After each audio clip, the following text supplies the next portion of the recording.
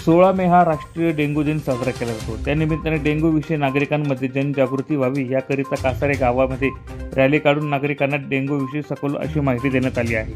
Dengue आजाराच्या प्रसारास कारणीभूत असणाऱ्या एडिस या डासांच्या संख्येत पावसाळ्यापूर्वी पावसाळ्यानंतरच्या काळात मोठ्या प्रमाणात वाढ होते।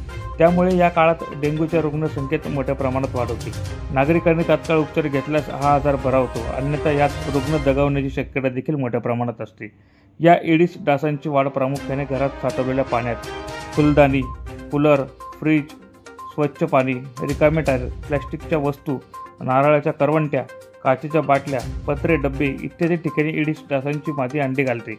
त्यामुळे डासांची वाढ वेगाने होते। सदरचा प्रादुर्भाव टाळण्यासाठी आठवड्यातून एक दिवस घरातील सर्व पाण्याचे साठे रिकामे करून कोरडा दिवस पाळावा।